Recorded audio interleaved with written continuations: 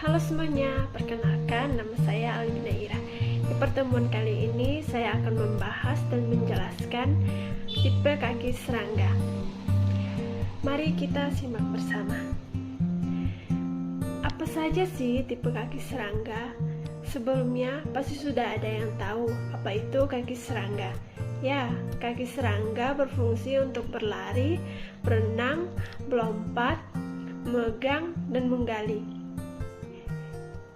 Di pembahasan kali ini, saya akan menjelaskan lebih dalam lagi mengenai tipe kaki serangga. Bagian yang pertama, saya akan menjelaskan pengertian dari kaki serangga. Tungkai atau kaki merupakan salah satu embelan pada bagian toraks serangga, selain sayap. Tungkai serangga terdiri atas 5 ruas atau segmen. Ruas pertama disebut koksa. Koksa merupakan bagian yang melekat langsung pada toraks. Ruas kedua disebut trochanter.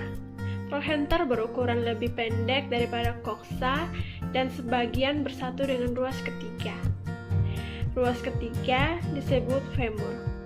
Femur merupakan ruas yang terbesar. Selanjutnya, ruas keempat disebut dengan tibia. Tibia biasanya lebih ramping, tapi kira-kira sama panjangnya dengan femur. Pada bagian ujung tibia ini biasanya terdapat duri-duri atau taji. Ruas terakhir disebut dengan tarsus.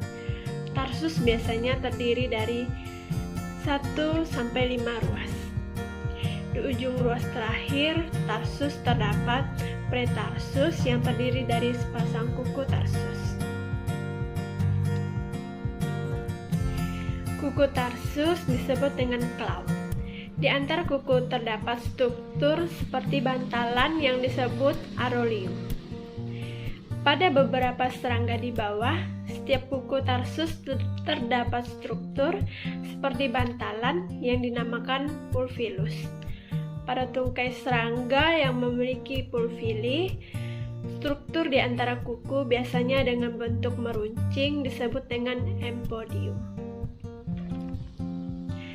Serangga dewasa dan beberapa serangga muda memiliki tungkai pada bagian toraksnya. Akan tetapi, terdapat serangga muda yang apodaus atau tidak bertungkai, seperti pada larva lalat atau yang sering disebut sebagai tempanyak. Bahkan ada serangga dewasa yang tidak bertungkai secara jelas, misalnya kutu perisai betina. Sesungguhnya, tungkai serangga banyak yang mengalami modifikasi dari bentuk yang umumnya dengan fungsi pejalan. Adapun beberapa tungkai pada serangga sebagai berikut. Di sini, saya akan menjelaskan sejumlah modifikasi tungkai serangga. Yang pertama, kursorial. Serangga yang memiliki tipe tungkai ini berfungsi untuk berlari dan biasanya memiliki bentuk tungkai yang memanjang dan ramping yang tujuannya untuk mengurangi gesekan dengan lingkungannya sehingga memudahkan saat berlari. Contohnya seperti pada kecoa. Yang kedua, kursorial. Serangga yang memiliki tungkai dengan tipe ini berupa kaki depan yang memiliki bentuk memendek dan keras, bergerigi besar pada femur atau tibia. Karena tungkai ini digunakan untuk menyapu dan menggali tanah, tipe ini terdapat tarsi, yaitu seperti tungkai tambahan yang ukurannya menyusut dan biasanya melipat keluar selama menggali. Yang ketiga, saltotarial. Serangga yang memiliki tipe tungkai ini termodifikasi berfungsi untuk melompat atau meloncat. Tungkai tipe ini memiliki femur yang membesar dengan tibial extensor pada femur yang juga membesar. Telapak tarsalnya juga lebar dengan terdapat kuku dan biasanya berduri.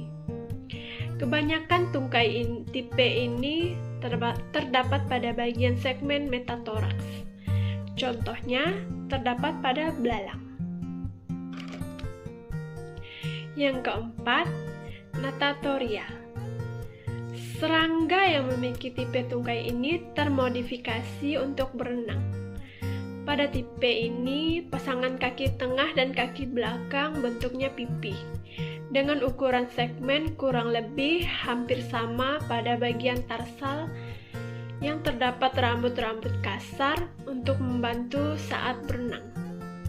Sehingga insekta dengan tipe tungkai ini dapat bergerak cepat saat di air.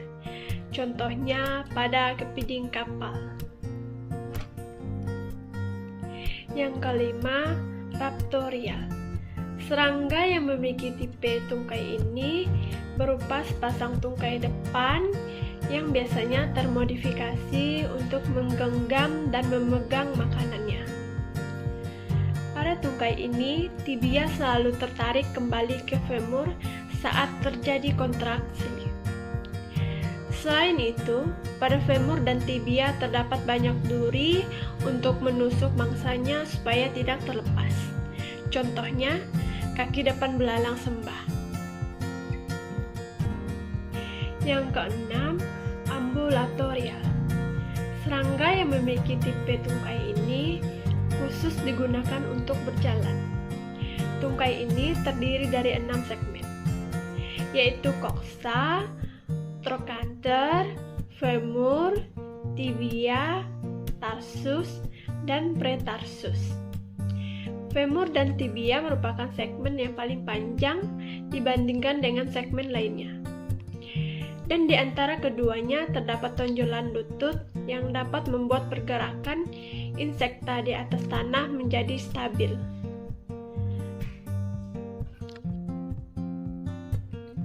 Pada tarsus tampak seperti terdapat segmen, namun itu hanya pseudoxemen atau disebut dengan tarsomersas.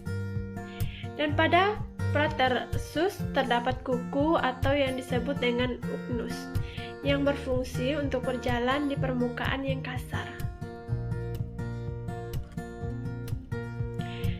Tungkai pada beberapa jenis serangga memiliki struktur khusus yang sesuai dengan fungsinya. Beberapa struktur tersebut antara lain curubiculum terdapat pada tungkai lebah madu yang merupakan wadah tepung sari. Tympanum terdapat pada tibia tungkai depan dari belakang berantena panjang, dan jangkrik atau gilerin. Alat tersebut berfungsi sebagai alat pendengar. Pada berbagai jenis serangga terdapat berbagai tipe struktur alat indera pada tungkainya. Misalnya, sesili pada tarsi tungkai depan, lalat rumah yang berfungsi untuk merusak makanannya, untuk merasakan makanan. Baik, sekian video dan penjelasan yang bisa saya jelaskan. Kurang lebihnya saya mohon maaf. Sekian dan terima kasih.